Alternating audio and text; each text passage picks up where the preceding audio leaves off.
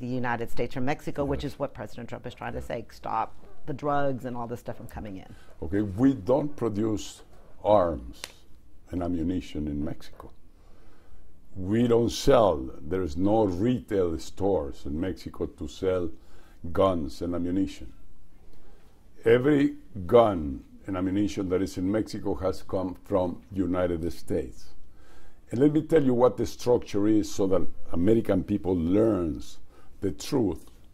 The headquarters of crime cartels are here in the United States. And it's not Mexicans that run those headquarters and those cartels. It's U.S. citizens. It's U.S. criminals. And they hire Mexican cartels to bring in the drug from Colombia, Venezuela, Bolivia, Ecuador, and they bring it through Mexico. And then this headquarters, this U.S. criminal gangs pay Mexicans to do that.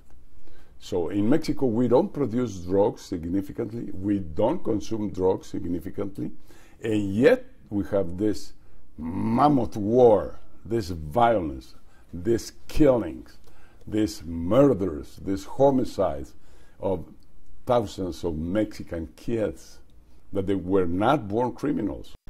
They don't have criminality in their genes. And yet, because they couldn't find a job, because they couldn't get a scholarship to go to university, so they joined the cartels. And these cartels, working for the U.S. cartels, pay them double the salary than GM or Ford or Chrysler pay to Mexicans working in their automobile plants.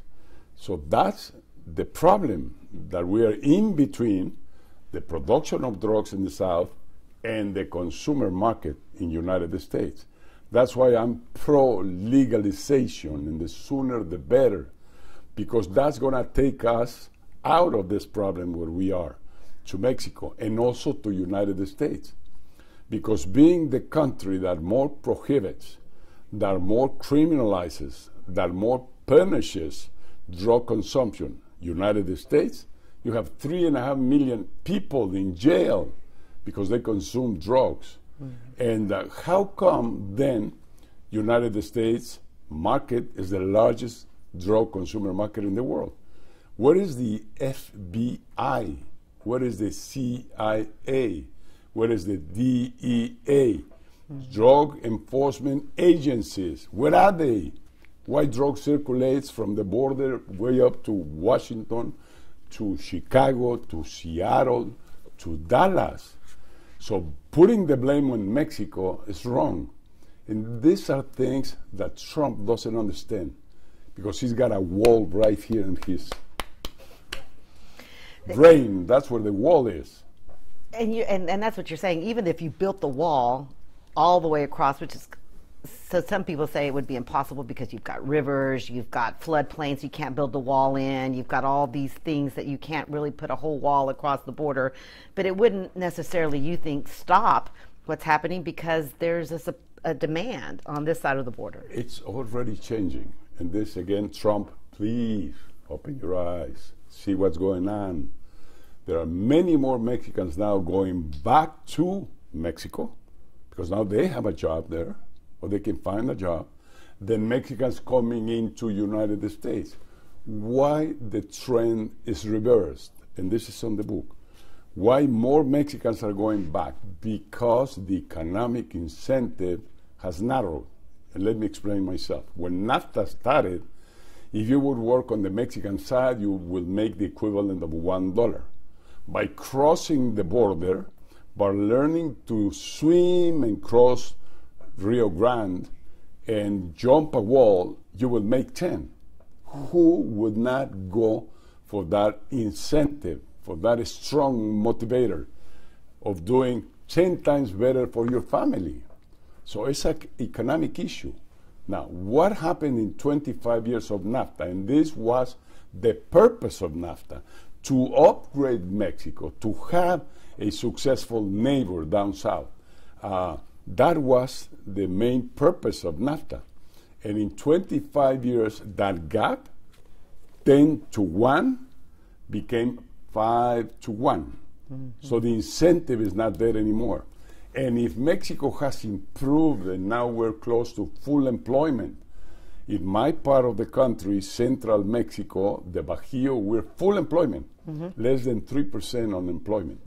So now we have the jobs. So NAFTA has attained its objectives. And that's why this is today's situation. And furthermore, my forecast is that in the next generation, if we keep on going, those in next 25 years, the gap will narrow to 0, 1 to 1. You make $1 on the Mexican side, you will make $1 on the U.S. side. Same as Canada and United States. And then the problem of the border is over. It's over. So we have to keep working. But more so, recall, you that are listening to me, 5 years ago, taxpayers in the United States had to rescue Ford Motor Company, General Motors, and Chrysler Corporation, paying billions of dollars to rescue them, to get them out of bankruptcy. That was 5 years ago. And what happened? That those corporations decided to become NAFTA corporation. A NAFTA corporation is one that operates in Mexico, operates in the United States, and in Canada. And by being NAFTA corporations, they saved their neck. And now they're back in the marketplace. Wrong, Trump, you're absolutely wrong.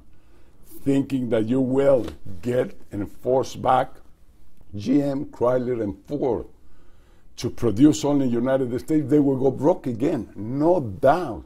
They cannot compete. They don't have the quality. They don't have the cost, they don't have the price that Toyota has, that BMW has, that Mercedes-Benz has. So it's a dream. I don't know why people believe him. He will never bring back those jobs to the United States, nor he will bring back the carbon jobs either. That's an industry that is obsolete, it's contaminating. So he's been making promises that he will never be able to comply with. So wake up, America. Don't believe this false prophet. My final, I think our time is up. But the final question is, if you could say one thing to President Trump face to face, what would it be? Get out of there. You were not born to be a politician. You were born to be a mediocre businessman. In politics, you don't bring your family to work for you. In politics, you don't give instructions to nobody. It's democracy is the people, and democracy is forming teams. So Trump, move out. Let this great nation to be great to the future. This nation doesn't need you. You're hurting, you're affecting severely the future of this nation.